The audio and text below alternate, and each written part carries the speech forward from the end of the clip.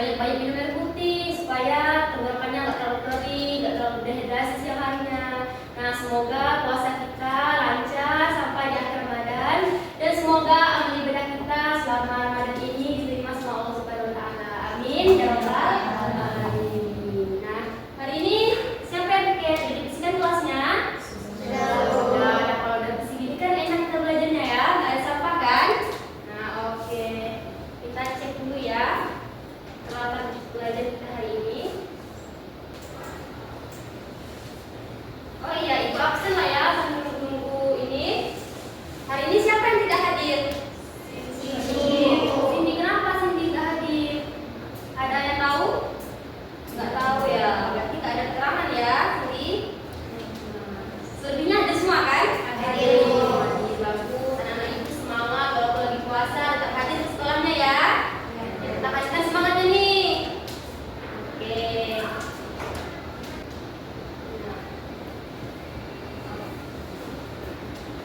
Nah, ruang kelas sudah siap, peralatan belajar kita udah siap. Sekarang ibu tanya nih sama anak ibu, udah siap belum Bu belajar hari ini? Udah siap belum? Udah siap Bu. Siap, kalau udah siap kita doa dulu ya sebelum belajar. Nah, ketua kelasnya pimpin doa teman-temannya. Sebelum kita mulai pelajaran, mari kita berdoa. Berdoa mulai.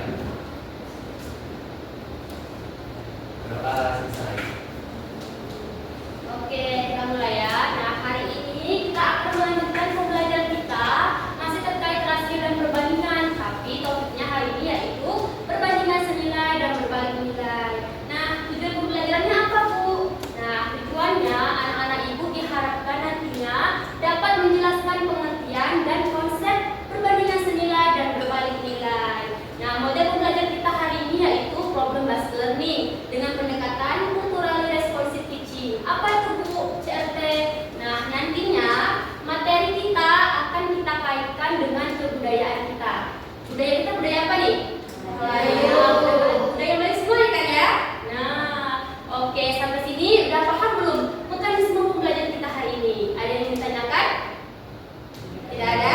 Oke, kita lanjut ya. Nah, jelas nggak gambarnya nih? Di belakang nampak? Jelas Bu.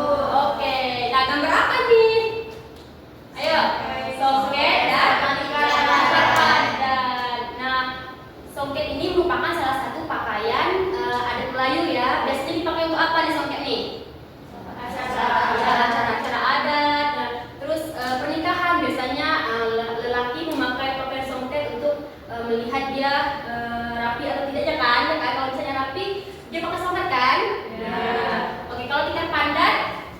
Nah, tikar pandan ini biasanya digunakan ketika kita ingin menyambut tamu. Nah, kalau misalnya tamu datang, biasanya tuan rumahnya menggelar tikar sebagai bentuk kesopanan biar tamunya duduk di atas tikar. Nah, oke. Nah, nantinya songket dan tikar ini akan membantu kita untuk menemukan konsep perbandingan senilai dan berbalik nilai. Nah, karena pembelajaran kita hari ini problem based learning. Nah, di sini ada masalah yang nanti anak-anak ibu pecahkan. Nah, ini gambar apa nih? Nampak gambarnya? Nah, ini anyaman salah satu anyaman tikar pandan. Nah, anyamannya ini yaitu namanya anyaman ganda dan balik. Nah, permasalahannya apa? Nah, ada yang bisa bantu ibu baca masalahnya? Nampak nggak tulisannya? Coba. Dia membuat anyaman tikar dari kertas dengan pola motif kuning yang tersusun secara berulang dengan pola yang sama di sepanjang tikar. Tikar pertama memiliki lebar 10 cm dan terdapat 11 motif kuning. Jika dia ingin membuat tikar baru dengan lebar 19 cm dan tetap mempertahankan pola motif yang sama, berapa jumlah motif kuning yang dibutuhkan untuk tikar dengan lebar 19 cm? Dari kegiatan ini, apakah kita bisa menemukan konsep perbandingan? Jika iya, konsep perbandingan apa yang digunakan? Jelaskan. Nah, terima kasih kepada Tia. Nah, inti dari permasalahan kita yang akan kita pecahkan ialah nantinya kita akan menganyam sebuah motif tikar. Yang pertama, anyamannya itu ada 10 cm lebarnya, maka motif kuningnya itu ada 11. Nah, kalau misalnya kita perpanjang lebar dari anyaman itu, maka berapa motif kuning yang kita butuhkan? Nah, dari situ nanti kita akan menemukan konsep dari perbandingan senilai atau berbalik nilai. Nah, untuk masalah pertama sudah dipahami. Nah, kita lanjut ke masalah kedua ya. Nah, masalah kedua yaitu songket. Nah, dari songket ini kita akan menemukan juga apakah konsep perbandingan senilai dan berbalik nilai tersebut. Ada yang bisa bantu Ibu bacakan masalah kedua? Sela, kalau bacakan Sela?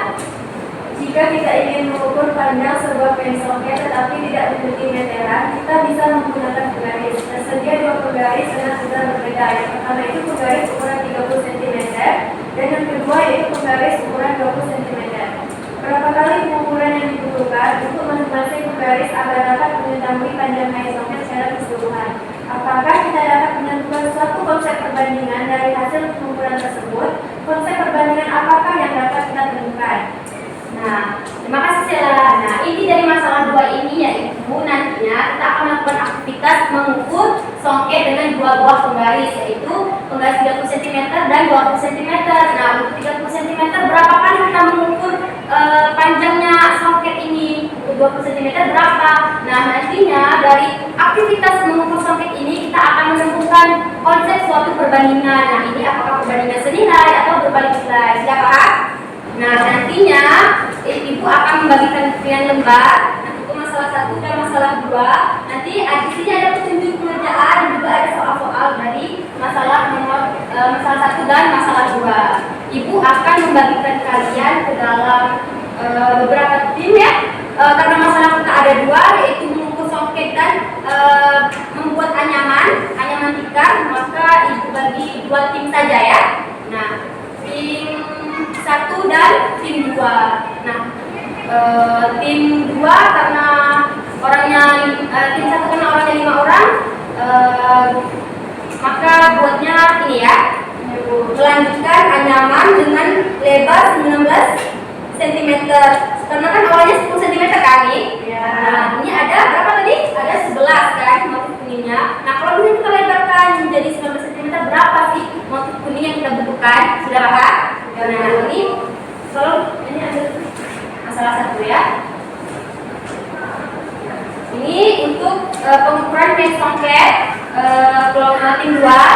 Nah, kalian nanti akan menggunakan 2 penggaris ukuran 30 cm dan 20 cm. Nah, nanti kalian juga akan mengerjakan. Di sini ada petunjuknya. Di sini ada pertanyaan-pertanyaan yang harus kalian isi. Sudah paham?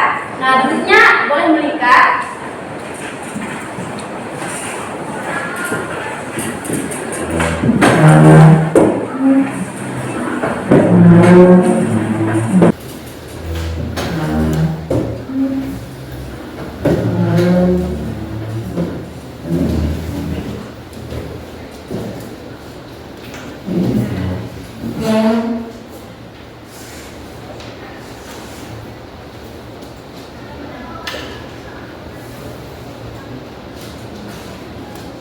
Nah, nanti masing-masing perwakilan dari tim 1 dan tim 2 akan menjelaskan kepada tim lainnya ke depan agar kita semua dapat memahami konsep dari perbandingan senilai dan berbalik nilai. Apakah dari pengukuran songket atau pengukuran atau pembuatan anyaman tikar.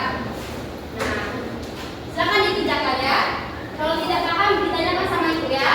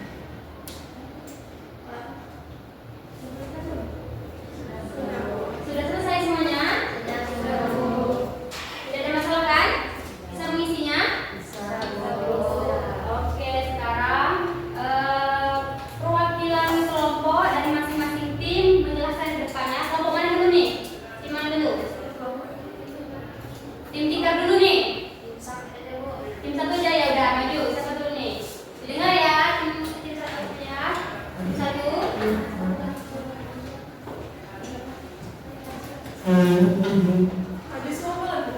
Maju semua? Oh boleh. Maju semua, biar jelas ya. Tapi ini mau megang ini. Nah, kita tadi masalah dua kan, kita pengukuran songket. Nah, coba jelaskan. Baik teman-teman, ini masalah 2. Jadi kami sudah melakukan pengukuran pada songket ini menggunakan penggaris 30 cm dan penggaris 20 cm. Nah, didapatkan itu untuk panjang penggaris 20 cm yang kecil kami mendapatkan 5 kali pengukuran. Nah, seperti ini. Ada 5 kali pengukuran yang menggunakan penggaris 20 cm.